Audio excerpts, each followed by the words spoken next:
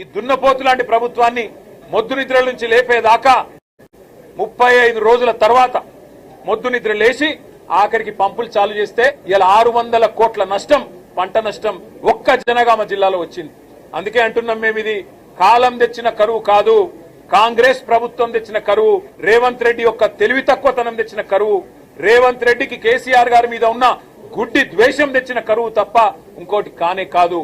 అటు గోదావరిలో ఇటు కృష్ణలో రెండు వైపులా కూడా ఇవాళ రాష్ట్ర వ్యాప్తంగా పంటలు ఎండుతున్నాయంటే ఖచ్చితంగా దానికి కారణం ముందు చూపు లేని ఈ సన్నాసి ప్రభుత్వం, ముందు చూపు లేని మూర్ఖపు ప్రభుత్వం అని చెప్పక తప్పదు.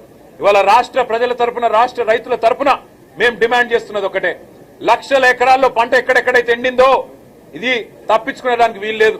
మొన్న హరీష్ రావు గారు వివరంగా చెప్పినారు, ఎండల వల్ల పంట ఎండిందని ముఖ్యమంత్రి అంటాడు, బోర్ల కింద ఎండిపోతే మాకు బాధ్యత లేదని బాధ్యత రాహిత్యంతో ఇరిగేషన్ మంత్రి మాట్లాడతాడు. మేము రాష్ట్ర ప్రజల తరపున, రాష్ట్ర రైతుల తరపున ముఖ్యమంత్రిని, ప్రభుత్వాన్ని ఒకటే అడుగుతా ఉన్నాం, ఇవాళ పంటలు ఎండినాయంటే దానికి మీ చాతగాంతనం కారణం, గోదావరిలో నీళ్లుండి కృష్ణలో నీళ్లుండి వాడుకోలేని తెలివి తక్కువతనం కారణం, చెరువులు నింపలేని తెలివి తక్కువతనం, పంప్ హౌజులు టైంకి స్టార్ట్ చేయలేని తెలివి తక్కువతనం, బరాజ్ ఏమన్నా చిన్న ప్రాబ్లం ఉంటే రిపేర్ చేసి నీళ్లు తీసుకోవాలనే సోయిలేని తనంతోనే ఈ ప్రభుత్వానికి ఇవాళ బాధ్యత మరిచింది.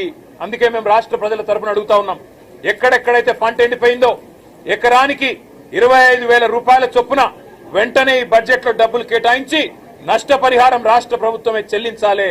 రాష్ట్రంలో లక్షలాది ఎకరాల్లో పంట ఏదైతే ఎండుతుందో దానికి ఖచ్చితంగా ఈ ప్రభుత్వం రైతులకు క్షమాపణ చెప్పాలి. ఇలా భూగర్భ జలాలు అడుగంటున్నాయంటే ఖచ్చితంగా దానికి కారణం ఈ ప్రభుత్వమే. చెరువులు నింపకపోవడం, ఇష్టం వచ్చినట్టు చెక్ డ్యాములు నింపకపోవడం, ఇష్టం వచ్చినట్టు ఇసుక తోడుకోవడానికి, కేవలం ఇసుకతో దోపిడీ కాంగ్రెస్ నాయకుల జేబులు నింపడానికి మీరు చేసిన నిర్వాహకం అనే కారణం ఇవాళ గుర్తుపెట్టుకోవాలని కోరుతూ, రాష్ట్ర రైతాంగానికి కేసీఆర్ గారు ఉన్నారు, బీఆర్ఎస్ ఉన్నది, మేము భరోసాను ఇస్తూనే ఉంటాం, మీ తరఫున కొట్లాడుతూనే ఉంటాం.